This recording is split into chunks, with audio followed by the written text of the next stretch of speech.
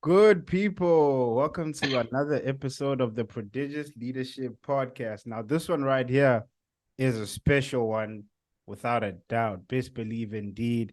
And we've been trying to make this happen for a long time. I'm so glad that we finally been, able to make it happen. I'd like to give the platform, sir. Please kindly introduce yourself. Let us know where you're tuning in from. Well, thank you for the opportunity to be a part of your podcast and Brother Makau, and I'm excited about it being a part with you. My name is Kevin Duhart. I am a pastor in the great state of Texas in the United States of America. I've been a pastor now, a senior pastor for 13 years, but I've been in ministry for almost 25 years of my life. Started very young, so all of my adulthood has been in the gospel and in leadership. So yeah, that in a nutshell, that's who I am. I That's love who I it. am. I love it. I love it. It's blessing to have you on here as well. I think one of the main reasons I've been just so drawn to your ministry, your style of ministry, your execution, and just your leadership is firstly, I mean, multiple reasons. There's multiple facets to it. But firstly, the most potent one is, when I heard you preach, I was like, how is it possible for me to feel like I'm in a theology class, a science class, a history class, while listening to a sermon? And I was like, when you listen to people like Apostle Kevin Duhart, that's when you question a bit of your intelligence. Do you get that a lot? I'm like, I when I get that all the time. I when get it all the time. when I listen to you, I'm like, no, man, something's got to give. I've got to put in some work because I'm like, this is just Wow. amazing. And the epitome of it all is you're able to break it down so within simplicity and understanding.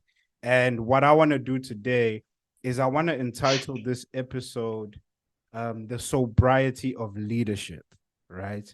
That's the direction I want us to take because you have gained ground as a credible, authentic, and firm leader within the arena of ministry and leadership. And you have recently taken upon the mantle on yourself of providing and pioneering a platform for ministries, for churches, pastors, leaders to set order and bring correction. And you've established recently a platform called The Rock Global.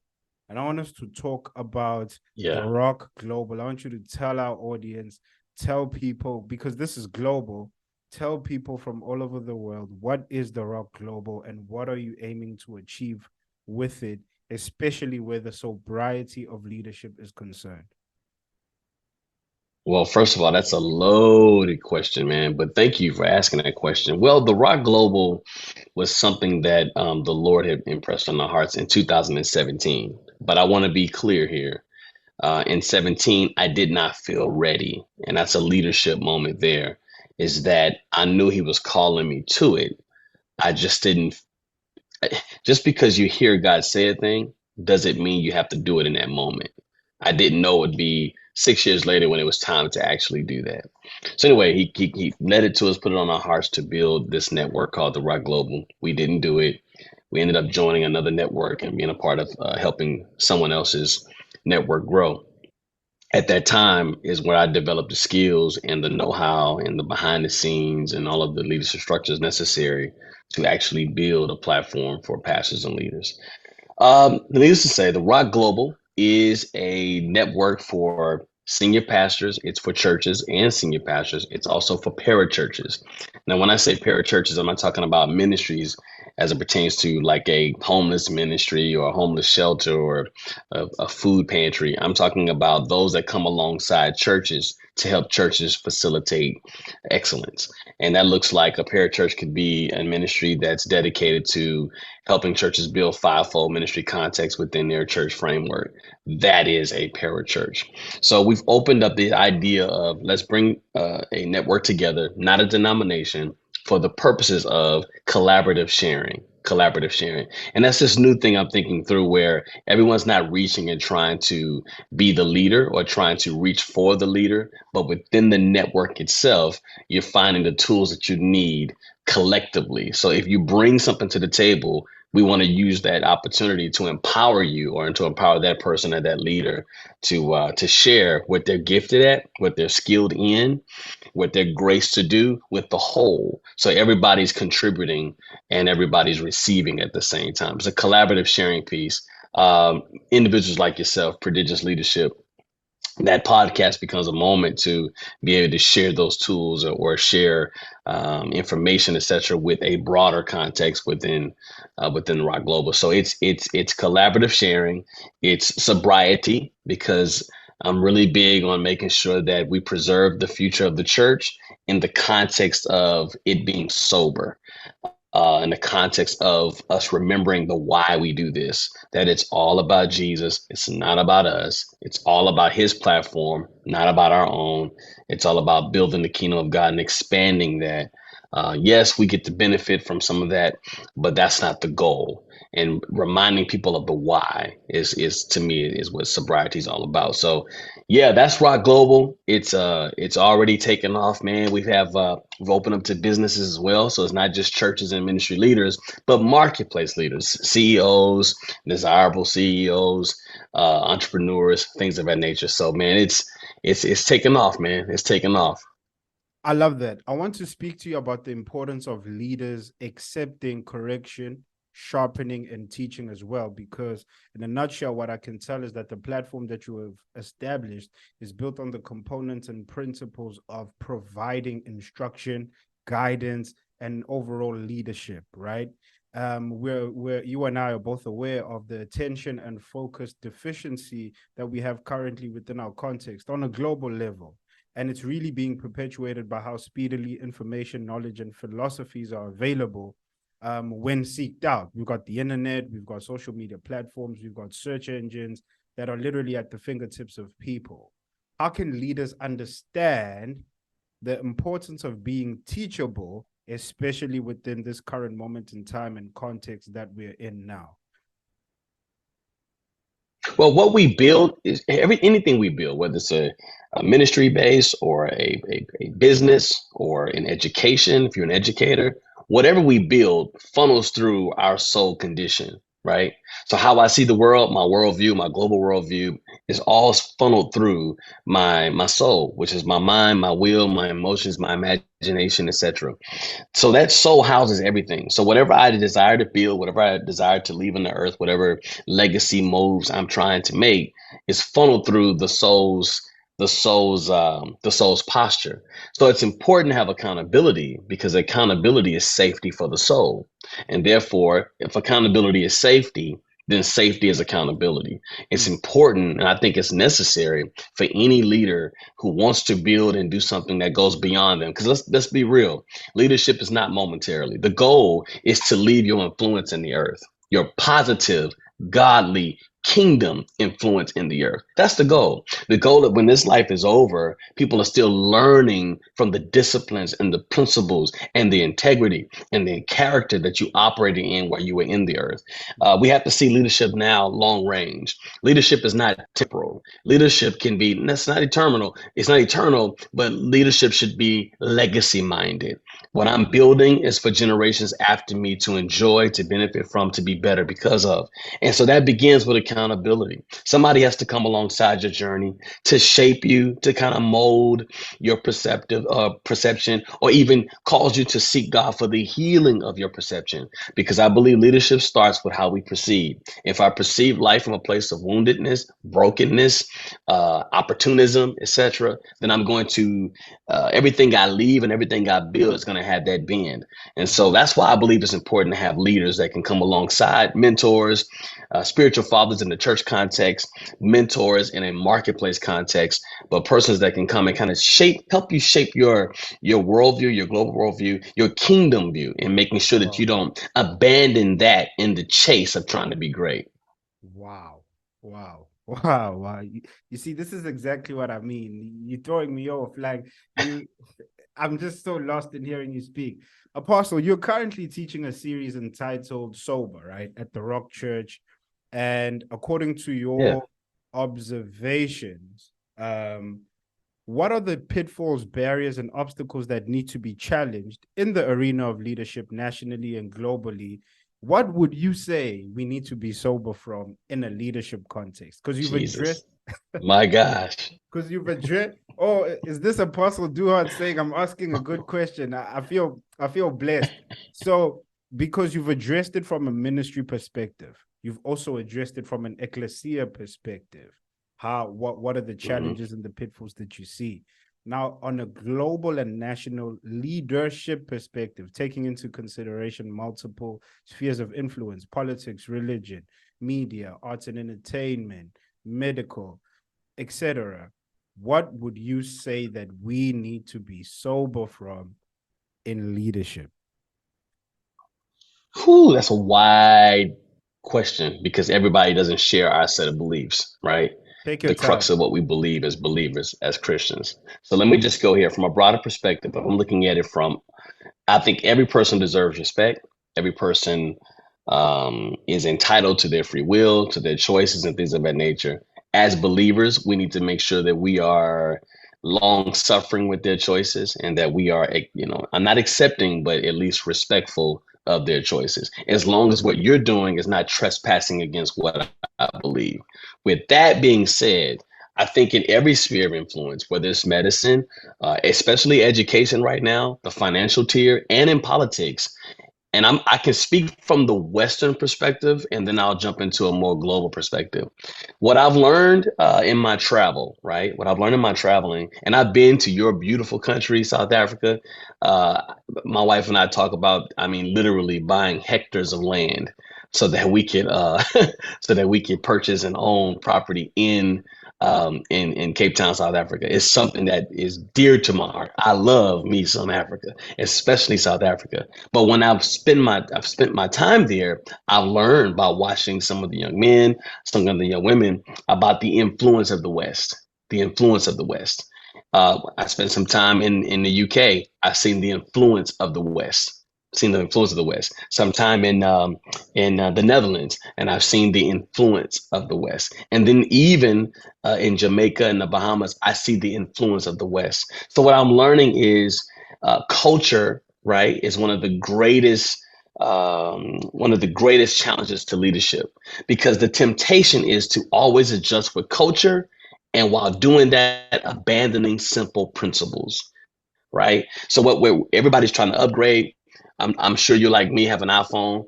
Every year you can expect a new one.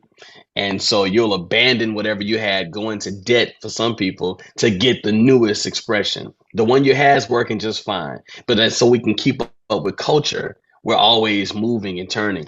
And I think in this fast paced culture where there's politics, people's decisions, people's desires, the things that men and women champion, they shift weekly, they shift daily, they shift by the second. And so I think as leaders, we're always trying to play catch up.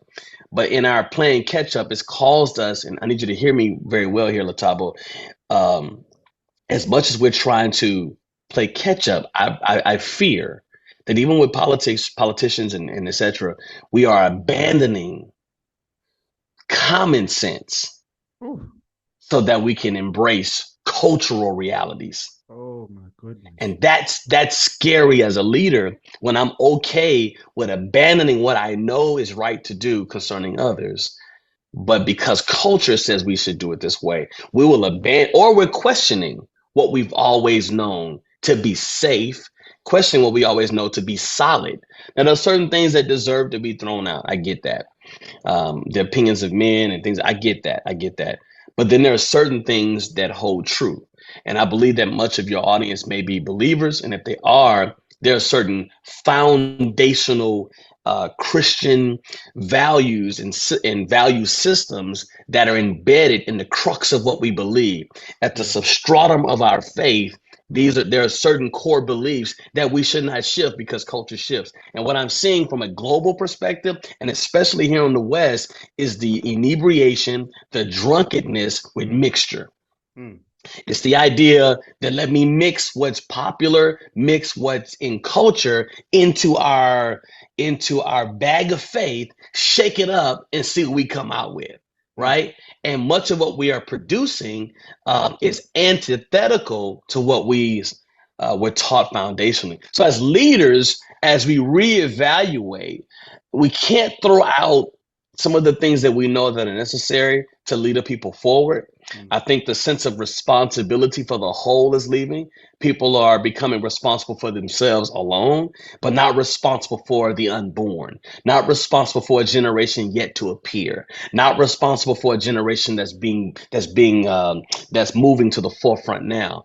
And so, because we moved into this each man for himself mentality, I believe that we are losing responsibility for the future because we are concerned only about ourselves, and that's a cultural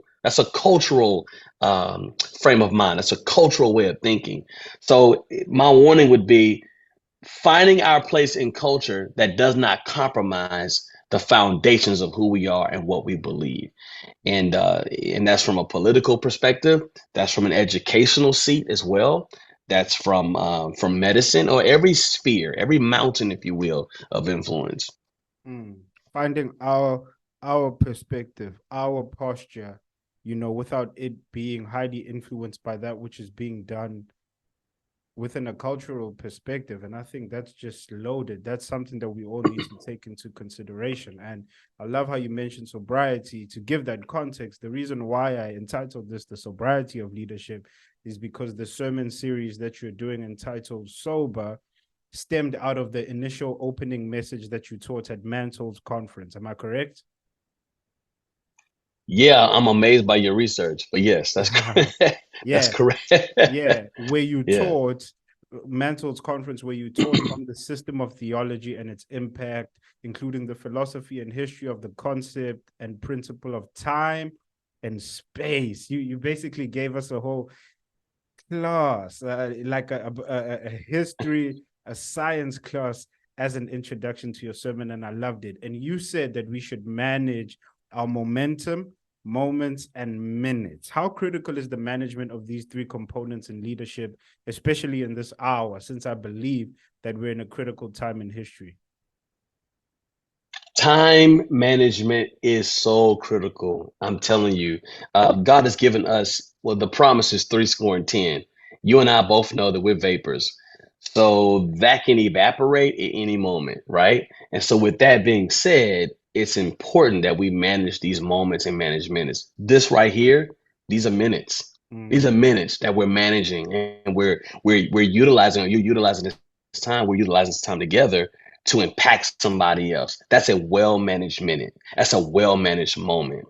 The momentum is what happens after this, right? What happens? How do we manage the ground that we're gaining? How do we manage the fruit of this? How do we manage the oversight of the sowing of this, the seed of this, the seed time and harvest? How do we manage in between seeding and the harvest of what this podcast is going to yield for your listeners, right? And so that's the momentum piece that we have to manage. And I think that time and chance, the scripture says, happen to all men. We all have a time. We all have an opportunity. That's a moment. We all have a time. That's the minutes, right? And then what happens after that is the momentum. And so I think in today's culture, I feel as though we chase after momentum before we manage time and moments. We want the momentum having not managed our minutes well. And so some people will chase, become opportunists to have that moment or have that momentum. They'll have the momentum,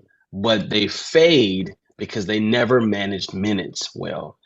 So time management to me is critical. If you waste my time, I don't fool with you again because my time is my time. All I have, hey, Mm. hey, hey, all that God has given us Come on. is time. That's Yeah. that's what we have. I got this body for time. I have this mind for time. I have a vision for time. And at the set time, everything is time, time, time. And so the most critical thing I think we can manage outside of our character and our integrity is our time. Mm. Love it. As we're about to wrap up, I just want to give you a bit of context to where this story is going to stem from. When I was younger, I hardly talk about myself because I want to discipline myself to build this platform solely for others. So even when I have a guest on, I hardly talk about myself, but I want to give you context. When I was younger, I'm young now, but when I was younger, I always used to have older people say to me, why don't I ever chill or hang with people my age? There was just something about me where I'd always attract people that were older than me. I mean, let me give you an example. I'm in elementary school or primary school, and I'm chilling with seventh graders, and I'm in my first grade. I'm in my second grade. I didn't know how that worked out, but it would always work out that way, right? And even as I grew up, I'd always just attract relationships with people who are older than me. And even now, a majority of people that I speak to are people in their 40s, 50s, even older than that, as opposed to people that are my age. So, Apostle, at first I didn't understand why am I wired this way? Why is it that do I develop deeper, intimate connections with people older than me? But I remember someone who I trust dearly said to me that is because I'm the connector of purpose and power between two generations. And the reason why I have that unique capability to connect with people that are older than me and that have gone before me is because God is trusting me to connect generations in any platform that I build. What can we do, Apostle, from the younger people's side and from the older people's side differently to ensure that we break the barrier of disconnect in ministry, in business? Because there is a very large barrier of disconnect where people that are younger feel that there's a lack of understanding, and people that are older may feel that there's a lack of honor. How do we break that barrier of disconnect? Because I truly believe I'm on assignment to do that, but I want to encourage other people to pursue their life's journey in doing that as well. Yeah, first of all, it's an excellent question. Let me just say this. I too were just like you. Even as a young guy, I spent a lot of time with the elders, and part of that is, and I love what your friend shared with you, that the connector of purpose and power, right? The scripture says, "I write unto you, young men, because you're fast, you're strong. I write unto you, older men, because you know the way, you know the way." And so I think with strength without strategy, strength without information, strength without knowledge, um, it calls one to be zealous with just zealous alone, a bunch of zeal, not according to knowledge. But as we listen to and lend our hearts and our ears to the expressions of those who've been where we're going, you have knowledge with zeal, zeal according to knowledge, right? Okay. So, because zeal is not bad. Zealousness, negative zealousness, yes, but zeal is not bad. I want to be clear. So let me just say this to you. Here in San Antonio, Texas, I pastor a multi-generational church. I have another church in Houston that I'm also the pastor of. So we have one church, two cities, and it's the Rock Houston, which is a much bigger city, and it's an infant church. Both campuses are multi-generational. The reason why they're multi-generational is because I learned one particular principle, and I'm gonna share this with your audience and with you. Each generation, whether it's a baby boomer, a millennial, a Generation Xer, a Gen Xer, or a Z, everybody needs these three things. And this is for every leader watching this: space, voice, and power. Every generation, every person desires space. Let's argue space for a moment. The idea with space is I need room. I need room. I need room. I need something that belongs to me. I need space. I need something that says it's mine. Voice in this organization or in this ministry or whatever you're leading, make sure that every generation that's represented has a seat at the table. I need voice. I need to be able to share what my needs are, what my concerns are. I need them to be heard. I need you to hear me. I don't want to just be able to speak. I need to know you've heard me. Space, room, voice, I need to be heard, and power. That means I need to be able to make a decision, and I'm empowered to do so within the organization framework. I'm empowered to make a decision. And I think a lot of times with multi-generational leadership, multi-generational organization, multi-generational whatever, oftentimes when you see only one gen leaning a certain direction, it's because they don't have anything for the broader context. Here in San Antonio, we have literally generations is what we call our multi-generational wing of our church. And so generations will have, those in their 70s leading prayer. We'll have those in their 60s, have a certain particular Sunday that they actually are represented and seen, because I wanted to give them space, voice, and power. What happens is when that gen sees themselves, more of that generation that's visiting wants to be a part, because now they know they have space in this particular place. Same thing in education. If we throw out all the books and we just only speak to a millennial and a Generation Z context, then you'll lose history. You know what I mean? So I think that's part of my thought is space, voice, and power. That's how I think we're going to move forward as a collective, as a culture, right? As a global community, is by recognizing that every particular generation, every age range has a contribution, but they need space, they need to be heard, and they need power. They need to be able to make a decision that everybody adheres to. Yeah. Thank you that's what I believe. Thank you so much, Apostle, for taking the time, kicking it with us, having a conversation. Any last words, anything on your heart, your mind that you'd love to deposit to our leaders and just overall to the platform? Yeah, sure. I would say this to your listeners, Lethabo, is that number one, as a leader, please understand that your contribution, whether you be it small or you think it's obtuse, whatever your contribution is, it does matter. If I would leave anything with your listeners, it would be this thought here: be legacy minded. Be legacy minded. Legacy is how we leave our head, our heart, our soul, and our spirit in the earth. Legacy. Legacy. Whatever you build, just be legacy minded. Don't just think about now. Think about a generation yet to be born. And that's what you'll have. If not, and when I say success, I want to be clear. Success in the Western world has a connotation of wealth, riches, relationships, networks, and all that kind of stuff. But success scripture is found in James chapter 1, verse 8. He tells him, you'll make your way prosperous. This is the New American Standard. And thou shalt have good success. King James as well. Thou shalt have good success. That word success there in the Hebrew means to be circumspect. All it means is you'll make good decisions. Every leader must be sober in his or her decision making. And if you think long range, it's not about you, you'll always be successful.